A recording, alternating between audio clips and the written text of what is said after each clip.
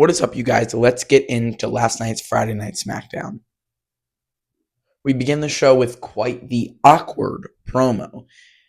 Rhea Ripley and Io Sky come out, and then we get Alexa Bliss, Charlotte Flair, both coming out as well. And yeah, just really caught me off guard there as we get Charlotte Flair leaving this War Games team. There are, 2 weeks left to go. If Charlotte really isn't joining them, where do you go with this?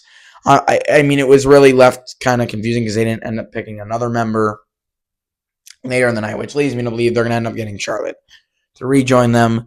But yeah, just a weird, awkward promo to start off the show, but hey, not really that bad either. We then began with the first match of the night, which was a match for the last time is now tournament to beat John Cena's last opponent, Jey Uso, and The Miz. Finally, The Miz in some serious one-on-one competition. Solid match. Jey Uso, I just am losing interest in him, if I'm being fully honest. So that's why I'm not super hyped about this match. But was happy to see The Miz out there. Not really about Jey, because sake of Jey.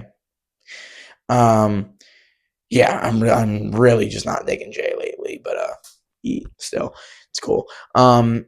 Mediocre match. Jey Uso, of course, ends up picking up the win because, Triple H just loves the man so much because he's Yeet.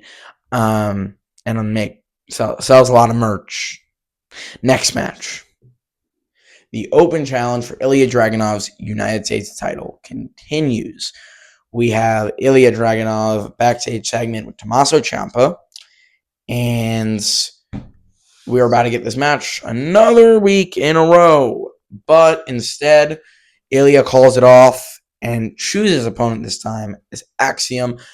Banger of a match, and Ilya Dragunov retains the United States Championship. We then had another weirdly put together segment, which was Sami Zayn confronting Solo Sikoa and the MFTs. Sami has been out for the last couple weeks with an injury and has now been cleared.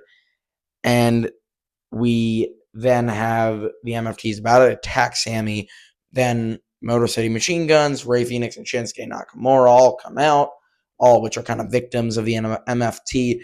And no, we'll not be getting this match at War Games, but rather 2 weeks ago in 2 weeks, the day before Survivor Series War Games. After that announcement happened, though, we saw some Wyatt 6 teaser stuff, assuming that could be added to this match. And it is going to be a traditional Survivor Series elimination match. Up next, we then had LA Knight versus the mystery opponent, which everyone thought LA Knight was going to get squashed. And even though LA Knight did pick up the win, which I'm really happy about, but also not because the guy he had to beat, I'm happy for LA Knight. But as we get the announcement as, ladies and gentlemen, his opponent, Zack frickin' Ryder, back in the WWE, or formerly known in the Indies, TNA, GCW, all these other awesome companies. Now is Matt Cardona, the husband of Chelsea Green, and a great former WWE superstar. I'm so happy that Zack Ryder is back. LA Knight did end up picking the win in a pretty fun match. I think it was more cool just because the moment that Zack was back, but man, Zack looked in some great shape, and I was really excited to see him back in a WWE ring. Then the best match of the night, Psycho. It was horrible. Squash match, Jade Cargill versus B-Fab. Jade Cargill squashed.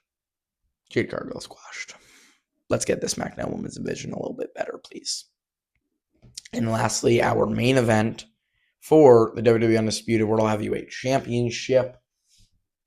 Cody Rhodes, Bronson Reed. Main event. Bronson Reed. This quickly, man. Good. Good for Bronson Reed. WWE Championship match. Main event. Good for him. I mean, I don't really dig him that much, but good for Bronson Reed. Match was mediocre as it's been, and Drew returned. Jimmy early on in the night, I forgot to mention this, but he said he's in for War Games. Drew comes out, making it official that he's going to be the fourth member. Cody did end up picking the win over Bronson. Boring. Same thing every week. Well, not same thing. It's just like predictable. I hate to be this negative about it. Just, I mean, look, this is how wrestling's been. I've been into wrestling almost my whole life. And as much as I can remember, it's always kind of like the Survivor Series build has been really bad. For like the only really Survivor Series I personally enjoyed was Raw, NXT, SmackDown, and that wasn't even all that good. But yeah, just have not been enjoying the War Games builds really either. Just a lot of mesh of good wrestlers, just no storyline, no build. I feel like War Games should be a place where you end these massive rivalries that carry you through the year. I mean, the vision have been so bad, and I think that's what killed all the hype going into War Games, to be honest. I think Seth's injury and just the boring and consistently mediocre performance put on by the Vision. And I think that's the reason why this year's Survivor Series has just no juice. Ladies and gentlemen, that is it for this week's Friday Night SmackDown review. Solid SmackDown, some cool spots. I mean, seeing The Miz, Axiom, Ilya finally, and Zack Ryder back in the WWE. And, I mean, look, a title match, main event, biggest title in the business.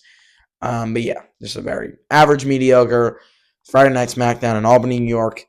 In the next video, I will see you guys doing some interviews in New York City before Monday Night Raw. Thank you guys so much for the support and enjoying the content. I'll see you all in the next one. Peace. See you in New York City.